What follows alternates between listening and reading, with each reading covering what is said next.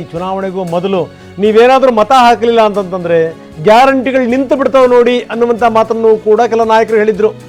ಅದಾದ್ಮೇಲೆ ಪಕ್ಷದಲ್ಲಿರುವಂತಹ ನಾಯಕರುಗಳೇ ಕೆಲವರು ನೇರವಾಗಿ ಅದನ್ನ ಟೀಕಿಸಿದ್ರು, ಆ ರೀತಿಯೆಲ್ಲ ಮಾತಾಡಬಾರ್ದು ಅಂತ. ನಾವು ಕೂಡ ಈ ಮುಖ್ಯಮಂತ್ರಿಗಳ ಜೊತೆಗೆ ಮಾಡಿದಂಥ ವಿಶೇಷ ಸಂದರ್ಶನದಲ್ಲಿ ಗ್ಯಾರಂಟಿಗಳ ಬಗ್ಗೆ ಕೇಳಿದ್ವಿ. ಗ್ಯಾರಂಟಿಯಿಂದ ನಮಗೆ ಯಾವುದೇ ರೀತಿಯ ತೊಂದರೆ ಇಲ್ಲ, ಅದಕ್ಕೆ ಸಂಬಂಧಪಟ್ಟಂಗೆ ಯಾವುದೇ ಭಯ ಆತಂಕ ಪಡುವಂಥ ಪ್ರಶ್ನೆನೇ ಇಲ್ಲ ಅನ್ನುವಂಥ ಮಾತನ್ನು ಮುಖ್ಯಮಂತ್ರಿಗಳು ಕೂಡ ಹೇಳಿದರು.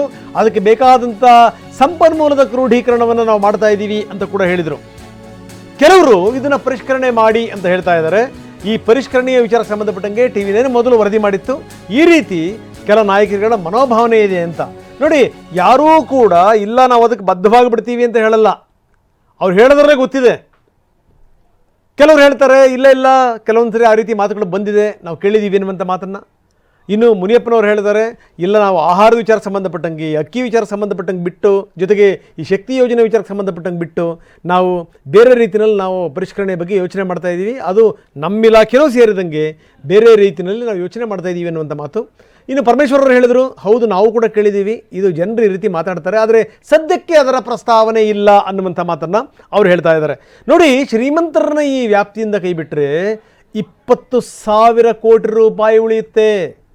20,000 ಕೋಟಿ ರೂಪಾಯಿ. ಅದರಲ್ಲೂ ಈ ಗೃಹಲಕ್ಷ್ಮಿ ಯೋಜನೆ ಸೇರಿದಂತೆ ಬೇರೆ ಬೇರೆ ಯೋಜನೆಗಳಿಗೆ ವೈಜ್ಞಾನಿಕ ಮಾನದಂಡವೇ ಇಲ್ಲ. ಅಂಥದ್ರಲ್ಲಿ ಇದನ್ನು ಯಾಕೆ ಮುಂದುವರಿಸಬೇಕು ಅಂತ ಕೇಳ್ತಾರೆ ಸತೀಶ್ ಜಾರಕಿಹೊಳಿ. ಈ ಹಿಂದೆ ಸತೀಶ್ ಜಾರಕಿಹೊಳಿ ಮಾತಾಡಿದರು ಇದ್ರ ಬಗ್ಗೆ, ಬನ್ನಿ ಏನು ಹೇಳಿದ್ರು ನೋಡೋಣ. BPL ಕಾರ್ಡ್ ಹೋಲ್ಡರ್ಗಳು ಕೂಡ ನಕಲಿಯನ್ನ ಮಾಡಿ ಕೆಲವೊಂದು ಆ ಯೋಜನೆಯ ಫಲಾನುಭವಿಗಳಿದ್ದಾರೆ ಅನ್ನೋದು ಮಾಹಿತಿ ಕೂಡ ಲಭ್ಯ ಆಗಿರೋದು. CM ಕೂಡ ಅದ್ರ ಬಗ್ಗೆ ಮಾಹಿತಿನ ತರಿಸ್ಕೊಂಡಿರುವಂಥದ್ದು. ಹಿಂದಿನ ಎಲ್ಲ ಸರ್ಕಾರಗಳಲ್ಲಿ ಇದೆ, ಜಾಸ್ತಿ ಆಗಿದೆ. ಅದನ್ನು ಕಡಿಮೆ ಮಾಡಬೇಕಂತ ಚಿಂತನೆ ಇದೆ, ಮಾಡಬೇಕದು.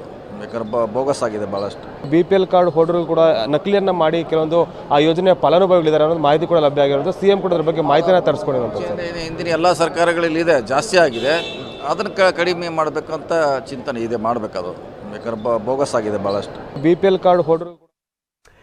ಸೊ ಇದು ಸಂಗತಿ. BPL ಕಾರ್ಡ್ದಾರರು, BPL ಕಾರ್ಡ್ ಇಲ್ದಿರುವಂಥವರೇ ಪಾಪಿಗಳು ಬಿಡಿ. ಯಾಕಂದರೆ ತೀರಾ ಏನಾದರೆ ಈ ರಾಜ್ಯದಲ್ಲಿ BPL ಕಾರ್ಡ್ ಪಡೆದಿರೋಂಥವ್ರ ಪಟ್ಟಿ ನೋಡಿಬಿಟ್ರೆ ಎಲ್ಲೋ ಒಂದು ಕಡೆಗೆ ಏನಪ್ಪ ಅಂದರೆ ಇದು ತುಂಬ ಬಡತನದಿಂದ ನರಳ್ತಾ ಇದ್ದೇನಪ್ಪ ರಾಜ್ಯ ಅನ್ನಬೇಕು ಅಷ್ಟರ ಮಟ್ಟಿಗೆ.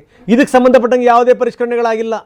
ಇದಕ್ಕೆ ಸಂಬಂಧಪಟ್ಟಂಗೆ ಯಾವುದಾದ್ರೂ ವೈಜ್ಞಾನಿಕ ಈ ನೀತಿ ನಿಯಮಾವಳಿಗಳನ್ನು ರೂಪಿಸುವಂಥದ್ದು ಇದುವರೆಗೂ ಕೂಡ ಆಗಿಲ್ಲ. ಅಷ್ಟರ ಮಟ್ಟಿಗೆ APL ಮತ್ತು BPL ಕಾರ್ಡ್ಗಳು ತುಂಬಿವೆ. ಇಂಥ ಸಂದರ್ಭದಲ್ಲಿ ಯಾರಿಗೆ ದಕ್ಕಬೇಕು ಅವರಿಗೆ ದಕ್ಕಬೇಕು, ಯಾರಿಗೆ ಬೇಡ ಅವರಿಗೆ ಬೇಡ ಅನ್ನುವಂಥ ಮಾತನ್ನು ಸತೀಶ್ ಜಾರಕಿಹೊಳಿ ಅವರು ಹೇಳಿರುವಂಥದ್ದು. ಪ್ರಮೋದ್, ನಾವೆಲ್ಲರೂ ಕೂಡ ಗಮನಿಸಿದ್ದೀವಿ. ಅಂದರೆ ಸತೀಶ್ ಜಾರಕಿಹೊಳಿ ಹೇಳ್ತಿರುವಂಥ ಮಾತಲ್ಲಿ ಅರ್ಥ ಇದೆ. ನಾನು ಆಗಲೇ ಉಲ್ಲೇಖ ಮಾಡಿದೆ, ತಾವು ಗಮನಿಸಿದ್ರಿ ಅಂತ ನಾನು ಭಾವಿಸ್ತೀನಿ. ಮುಖ್ಯಮಂತ್ರಿಗಳ ಜೊತೆಗೆ ಚರ್ಚೆ ಮಾಡುವಂಥ ಸಂದರ್ಭದಲ್ಲೂ ಕೂಡ ನಾವು ಇದನ್ನು ಪ್ರಸ್ತಾಪ ಮಾಡಿದ್ವಿ. ಈ ರೀತಿ ದುಡ್ಡು ಸುರಿತಾ ಹೋಗ್ಬಿಟ್ರೆ ಗತಿ ಏನು ಅನ್ನುವಂಥ ಪ್ರಶ್ನೆ ನಮ್ಮಿಂದಲೂ ಬಂದಿತ್ತು. ಆದರೆ ಮುಖ್ಯಮಂತ್ರಿಗಳು ಸಮರ್ಥನೆ ಕೊಟ್ಟಿದ್ದರು, ಪ್ರಶ್ನೆ ಬೇರೆ. ಈಗ ಪರಿಷ್ಕರಣೆಯ ಬಗ್ಗೆ ಬಲವಾದಂಥ ವಾದಗಳು ಕೇಳಿಬರ್ತಾ ಇವೆ. ಮುಂದೇನು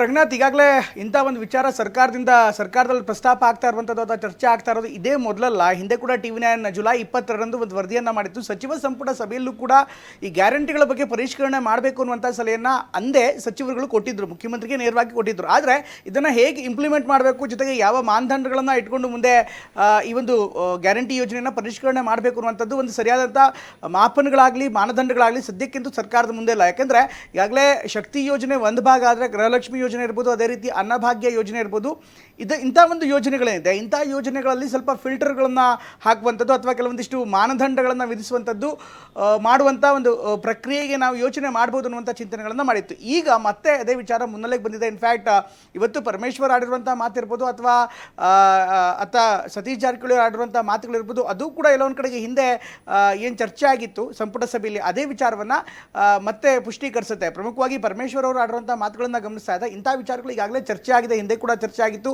ಆದರೆ ಈಗಾಗಲೇ ಬಜೆಟರಿ ಅಲಿಕೇಶನ್ ಆಗಿರುವಂಥ ಹಿನ್ನೆಲೆಯಲ್ಲಿ ಮುಂದಿನ ದಿನಗಳಲ್ಲಿ ನೋಡ್ಬೋದು ಅನ್ನುವಂಥ ಮಾತನ್ನು ಈಗ ಹೇಳ್ತಿದ್ದಾರೆ. At the same time Satish Jarkiholi ಅವರು ಕೂಡ ಈಗಾಗಲೇ ಸರ್ಕಾರಕ್ಕೆ ಯಾವ ರೀತಿ ಇದರಿಂದ ಲಾಭ ಒಂದು ಕಡೆಗಾದರೆ ಸರ್ಕಾರದ ಬೊಕ್ಕಸಕ್ಕೆ ಇದರಿಂದ ನಷ್ಟ ಆಗ್ತದೆ. ಹೀಗಾಗಿ ಈ ಗ್ಯಾರಂಟಿ ಯೋಜನೆಗಳನ್ನು ಪರಿಷ್ಕರಣೆ ಮಾಡುವಂಥ ನಿಟ್ಟಲ್ಲಿ ಹೇಗೆ ಮಾಡಬೇಕು, ಅದನ್ನು ಇಂಪ್ಲಿಮೆಂಟ್ ಹೇಗೆ ಮಾಡಬೇಕು ಅನ್ನುವಂಥದ್ದು ಸರ್ಕಾರದ ಮುಂದೆ ಇರುವಂಥ ಸವಾಲು. ಈಗ ಏಕಾಏಕಿ ಇದಕ್ಕೇನಾದರೂ ಮಾನದಂಡಗಳನ್ನು ವಿಧಿಸಿಬಿಟ್ರೆ ಅಥವಾ ಕೆಲವೊಂದಿಷ್ಟು ಫಿಲ್ಟರ್ಸ್ಗಳನ್ನು ಹಾಕಿಬಿಟ್ರೆ, ಕೆಲವೊಂದಿಷ್ಟು ಸ್ಟ್ರಿಂಜೆಂಟ್ ಆ್ಯಕ್ಷನ್ಸ್ಗಳನ್ನು ತೆಗೆದುಕೊಂಡ್ರೆ ಆಗ ಸಹಜವಾಗಿ ಕಷ್ಟವಾಗುತ್ತೆ, ಜೊತೆಗೆ ಪೊಲಿಟಿಕಲಿ ಕೂಡ ಕಷ್ಟವಾಗುವಂಥ ಸಾಧ್ಯತೆ ಇರುತ್ತೆ. ಹೀಗಾಗಿ ಇದೆಲ್ಲವನ್ನು ಕೂಡ ಅಳದು ತೂಗಿ ಏನು ಮಾಡಬೇಕು ಅಂತ ಚರ್ಚೆ ಮಾಡಲಾಗ್ತಾ ಇದೆ.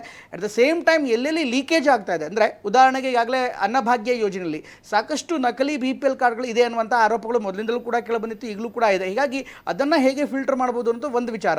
ಅಟ್ ದ ಸೇಮ್ ಟೈಮ್ ಈಗಾಗಲೇ ಗೃಹಲಕ್ಷ್ಮಿ ಯೋಜನೆಗಳಲ್ಲಿ ರಂಗನಾಥ್ ಉಳ್ಳವರಿಗೂ ಕೂಡ ಕೊಡ್ತಾ ಇದ್ದಾರೆ. ಹೀಗಾಗಿ ಇದರ ಸಾರ್ಥಕತೆ ಎಷ್ಟಿದೆ ಅನ್ನುವಂಥದ್ದು ಕೂಡ ಒಂದು ಪ್ರಶ್ನೆ ಇದೆ.